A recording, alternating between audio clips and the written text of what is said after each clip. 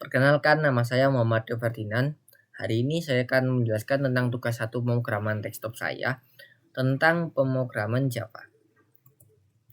Program Java ini merupakan sebuah aplikasi sederhana namun komprehensif yang dirancang khusus untuk mensimulasikan operasi harian sebuah restoran, mulai dari penyajian menu hingga proses pembayaran melalui struktur digital. Dengan menggunakan pendekatan pemrograman berorientasi objek, program ini dibangun atas dua kelas utama, yaitu menu dan main, yang saling terintegrasi untuk menjalankan fungsi-fungsi esensial. Array digunakan sebagai wadah utama untuk menyimpan data menu, sementara struktur keputusan berbasis if-else diterapkan secara konsisten tanpa melibatkan struktur pengulangan seperti loop. Sesuai dengan spesifikasi tugas praktik yang diberikan Bapak, tujuan utama dari program ini adalah untuk memberikan pengalaman praktis dalam mengembangkan sistem restoran yang efisien, di mana pelanggan dapat dengan mudah memesan makanan dan minuman serta mendapatkan perhitungan biaya yang akurat, termasuk elemen seperti pajak, biaya pelayanan, diskon otomatis, dan penawaran khusus. Saya lanjut ke struktur kelas dan komponen utama dalam programan saya. Dalam pemrograman saya, kelas menu berperan sebagai fondasi untuk mempresentasikan setiap item yang tersedia di restoran dengan atribut-atribut yang dirancang untuk menampung informasi penting seperti nama menu, harga dalam rupiah, dan kategori yang membedakan antara makanan dan minuman. Atribut nama misalnya memungkinkan penyimpanan nama unik untuk setiap item seperti hidangan tradisional atau minuman segar. Sementara atribut harga menyimpan nilai numerik yang dapat digunakan dalam perhitungan biaya. Atribut kategori dengan nilai makanan atau minuman membantu dalam pengelompokan dan penerapan aturan khusus seperti penawaran beli satu gratis satu yang hanya berlaku untuk minuman. Konstruktor kelas menu yang menerima parameter untuk menginisialisasi atribut-atribut tersebut memudahkan pembuatan objek baru tanpa perlu langkah tambahan sehingga pengembang dapat fokus pada logika utama di sisi lain. Kelas main bertindak sebagai pusat kendali program di mana metode main menjadi titik masuk yang mengatur seluruh alur eksekusi. Di dalam kelas ini, array menu diinisialisasi secara manual dengan 8 elemen yang terdiri dari 4 item makanan seperti nasi padang atau ayam goreng, dan 4 item minuman seperti es teh atau jus jeruk. Untuk memastikan variasi yang cukup tanpa kompleksitas berlebih, penggunaan array ini tidak hanya memenuhi persyaratan tugas tetapi juga menunjukkan bagaimana data statis dapat dikelola dengan efisien dalam skala kecil. Secara keseluruhan, pemisahan antara kelas menu untuk data atau kelas main untuk logika menciptakan arsitektur yang bersih, modular, dan mudah diperluas. Misalnya dengan menambahkan atribut baru seperti deskripsi atau stok jika diperlukan di masa depan. Untuk alur eksekusi program ini dimulai dengan fase inisialisasi di method main, di mana array menu diisi dengan objek-objek menu yang telah ditentukan, memastikan bahwa data menu selalu tersedia sebelum interaksi dengan pengguna dimulai.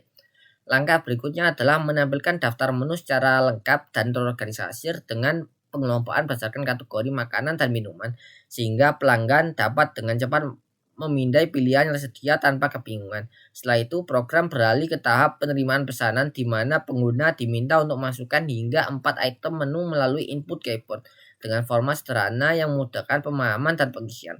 Proses ini menggunakan scanner untuk menangkap data yang kemudian disimpan dalam array string untuk persiapan perhitungan selanjutnya.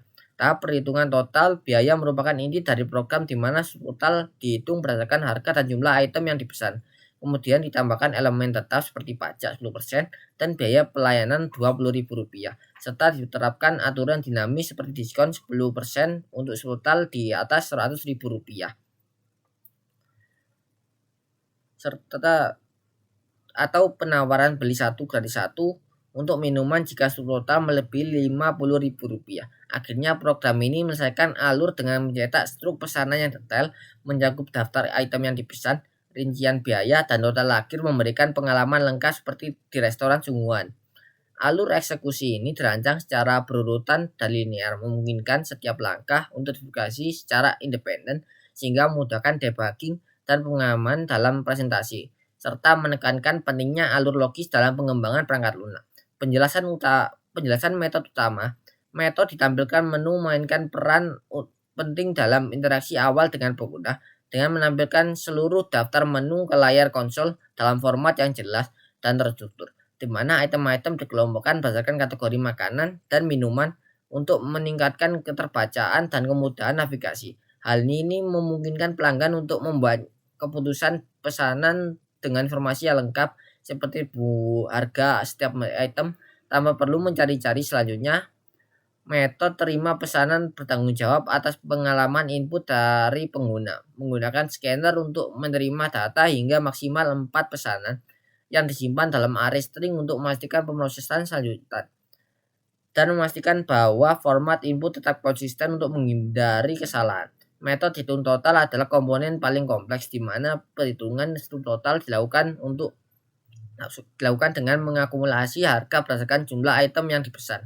Kemudian menambahkan pajak dan biaya pelayanan sebagai elemen wajib, serta menerapkan diskon yang otomatis jika subtotal memenuhi ambang batas, atau penawaran khusus untuk minuman yang melibatkan pengurangan biaya berdasarkan jumlah efektif setelah penerapan aturan beli satu gratis satu.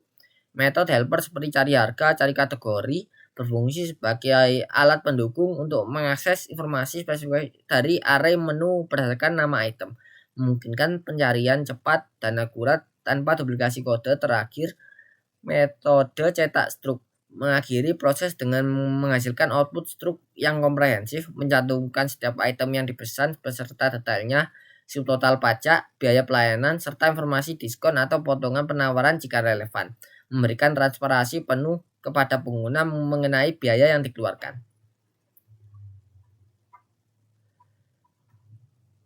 Sekarang saya lanjut ke struktur keputusan dalam program. Struktur keputusan berbasis if else merupakan elemen kunci dalam program ini. Digunakan secara ekstensif untuk menangani berbagai kondisi yang mungkin muncul dalam eksekusi, tanpa melibatkan loop sehingga menjaga kesederhanaan dan efisiensi. Dalam metode hitung total, misal kondisi if else diterapkan untuk menentukan apakah diskon 10% diberikan, yang hanya terjadi jika subtotal melebihi Rp100.000, memungkinkan program untuk membedakan antara pesanan kecil yang tidak memenuhi syarat dan pesanan besar yang mendapatkan keuntungan tambahan. Demikian pula penawaran beli satu gratis satu untuk minuman hanya diaktifkan jika subtotal lebih dari Rp50.000 dan jumlah minuman yang dipesan lebih dari satu. Dengan perhitungan potongan yang disesuaikan berdasarkan jumlah efektif menunjukkan bagaimana program dapat menangani skenario kompleks seperti promosi khusus. Di metode cetak struk, struktur keputusan digunakan untuk mengontrol tampilan informasi di mana baris diskon atau potongan penawaran hanya dicetak jika nilainya lebih dari 0, menghindari output yang tidak perlu dan menjaga struk tetap bersih dan serta fokus.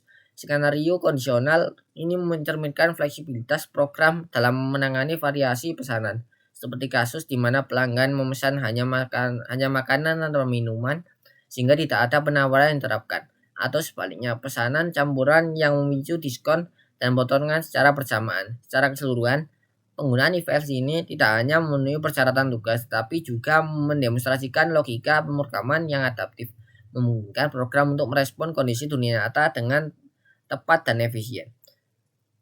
Kesimpulan dari penjelasan saya ini, program Java